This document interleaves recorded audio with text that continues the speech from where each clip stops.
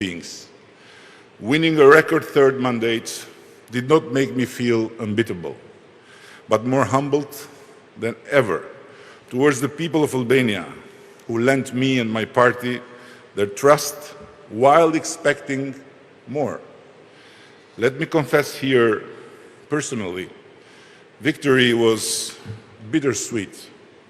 I felt we had not done enough to heal divisions in a country still haunted by the past, where the messenger had to be killed before the message could be heard, and where a political opponent is still seen not as an adversary to engage, but as an enemy to destroy.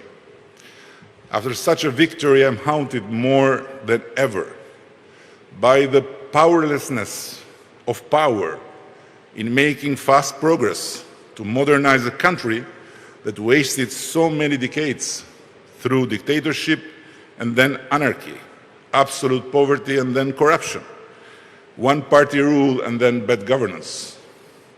When I contemplate the infernal speed of time in office vis-à-vis the humanly possible speed of change in the country, I feel uneasy.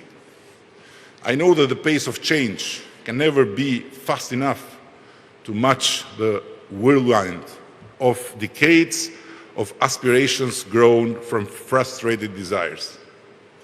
Take the EU. We did whatever it took, again and again, to get the green light to the next step, and again we were let down by forces beyond our control. It is a fact of life, and while we will continue to do whatever it takes to make Albania every year a more credible, more functioning, more EU-like democratic state, time flies, and the frustration among Albanians grows. Take justice reform. We did whatever it took to start the reform of judicial after 25 years of failure. We did it with unwavering commitment while taking all the political risks in a hostile and sometimes dangerous environment, facing opposition even within our own former coalition. We promised people that the new justice system that brings fairness to all is finally on its way, and I still firmly believe that it is. But it takes time, much more time than the time that mercilessly flies while results come just too slowly for the people of this country that have waited endlessly to live in a place where everyone is equal before the law. It takes patience, much more than this nation has left, while the usual suspects of the past have the guts to still make grotesque threats with pitchforks or comebacks in the name of sovereignty, dignity, purity. Take the fight against corruption. It takes political will. And yes, we have it. It takes reforms all over the board, and yes, we've embarked in all of them.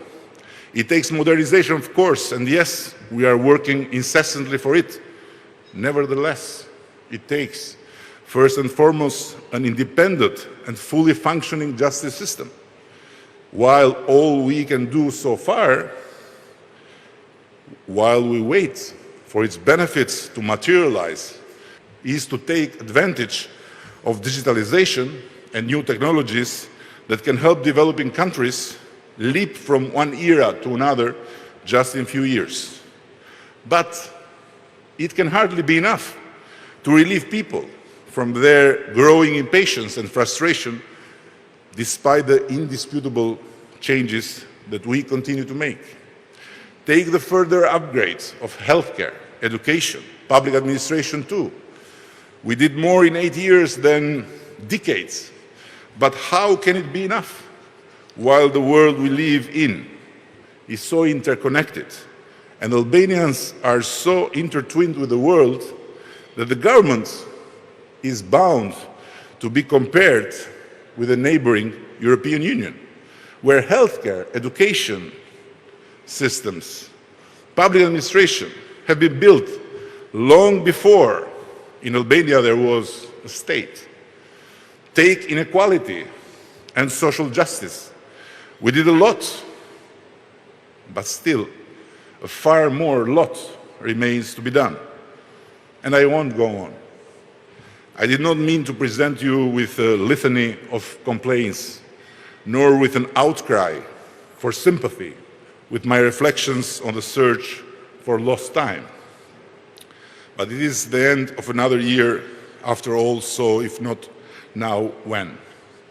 Having to lead the country for a third unprecedented mandate is an honor and a privilege that I am the first Albanian to have. To me, this means something so important and so obliging toward the people of this country that I cannot find the words to express, and I am committed to give it all of myself to pay it back as much as it is humanly possible. In the coming days,